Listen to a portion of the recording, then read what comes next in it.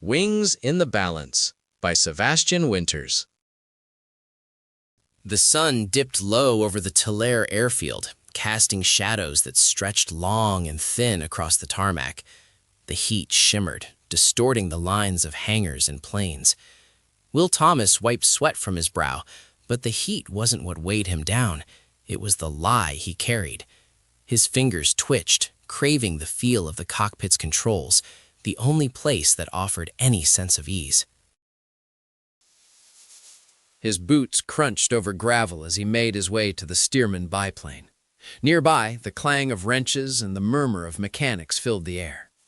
Sweat trickled down his neck, soaking his shirt beneath his flight jacket. Ahead, Charlie Bennett leaned against his plane, grinning like a man with a secret. And Will knew he had one.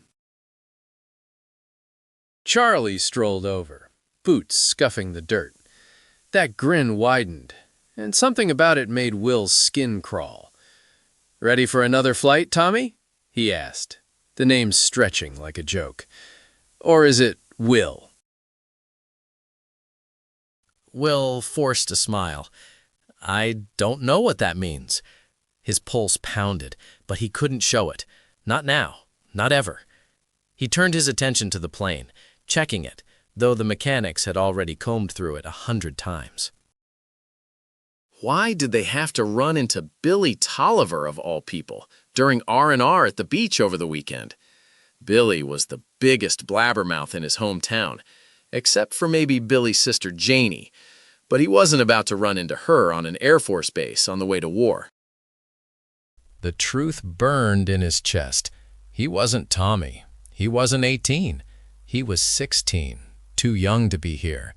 He was standing for his older brother, too touched and soft for war. If Charlie or anyone discovered the lie, it'd be over, and not just for him. Tommy would be forced to fight, and war would devour him. Tommy wasn't very smart, but he was Will's favorite person, and Will understood inherently that brothers look after each other. The day Tommy's papers came in the mail, the whole family understood what Will had to do. Will climbed into the cockpit, the familiar smells of oil and leather filling his lungs. He pulled down his goggles, flicked on the radio, and the world shrank to just him, the controls, and Captain Mulcready's voice crackling in his ear. Cadets, tighten up your turns today. Precision's everything. One mistake, you lose your wings, or worse. Will's grip tightened. There was no room for error. The engine roared to life, the plane vibrating beneath him. He eased the throttle, the steerman lurching down the runway before lifting into the air. Wind from his cockpit fan whipped his face, cooling the sweat as the ground fell away. Up here, the heat seemed distant, the pressure just as heavy. His mind raced through the checklist: altitude, speed, wing angle. He had to be perfect. The fields and desert blurred below as he leveled at 3,000 feet. The radio hissed, "Tight turns. Let's see what you've got." Will banked left, the plane tilting sharply. The wind howled past the wings, his breath shallow, muscles taut. The horizon spun, the earth below a streak of brown and gold. He blinked away sweat and held his focus. Behind him, Charlie's plane loomed like a shadow. Will caught a glimpse of it, yellow wings gleaming, before Charlie slid beside him. He could see the grin behind the cockpit glass. "Can you keep up, Will?" Charlie's voice crackled with smugness. "Because I'm just getting started." Will's jaw clenched. His hands tightened on the stick as he pushed the plane harder into another turn, sharper this time. Charlie had used his real name. The engine groaned, wings creaking under the strain, but the steerman held. The ground spun beneath him, a dizzying blur. Charlie wasn't backing off. His plane closed in, too close. Will could feel the threat, hanging in the air like a storm waiting to break. Charlie was testing him, waiting for him to falter, but Will couldn't falter. Not if he wanted to protect his secret. "Formation, prepare for final drills," Captain Mulcready's voice cut through the radio. "Solo flyers, return to base." Will's chest tightened. This was the final test. He took a deep breath, leveling off as he prepared for descent. The horizon wavered in the heat, but he forced himself to focus. The tarmac loomed ahead. Will guided the plane down, the wheels bouncing gently on the runway. He exhaled, but the danger wasn't gone. Charlie landed a moment later, that grin still in place. Will could feel the tension coiling in his gut as he climbed out of the cockpit, his legs shaky. Charlie was already leaning against his plane, waiting, like a predator toying with its prey. "That landing was rough, Will," Charlie said, low enough so only Will could hear. "Don't call me that," Will said. "Leave me alone." He remained calm on the outside, but inside the name hit like a blow. He couldn't show it, though. There were too many eyes around. He couldn't afford a reaction. "It's your name, right? Isn't that what that kid called you in San Diego?" Charlie taunted.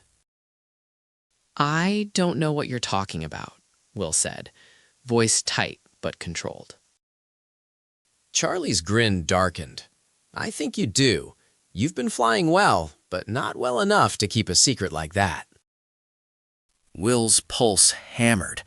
The hangar felt too small, the air too thick. He couldn't let this unravel. "I suggest you drop it," he said, voice low and firm. "You don't know what you're playing with." Charlie chuckled softly. "I know exactly what I'm playing with." The tension between them thickened. Will's fists unclenched as he pushed past, the weight of what Charlie held over him pressing harder than ever. One wrong move, and his life and Tommy's life would shatter. Later, back in the air for final drills, Will's hands shook. He forced the plane through each maneuver with precision, ignoring the fear gnawing at his gut. Then came the sputter. Charlie's plane jerked, engine stuttering. Will glanced over just in time to see panic flash across Charlie's face. Panic was not going to help. It was a fighter pilot's worst enemy and most opportunistic companion. For a second, Will hesitated.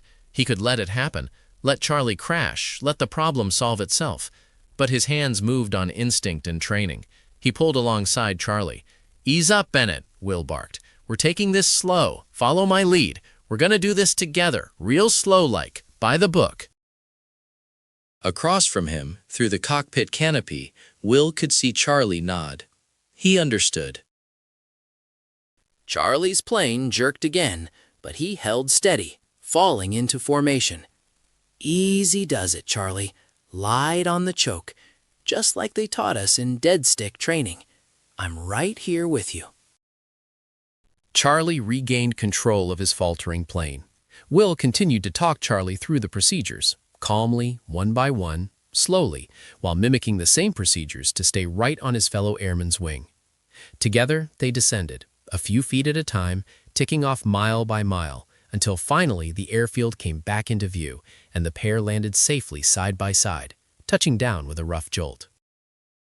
Will's hands trembled as he pulled off his goggles, adrenaline pumping.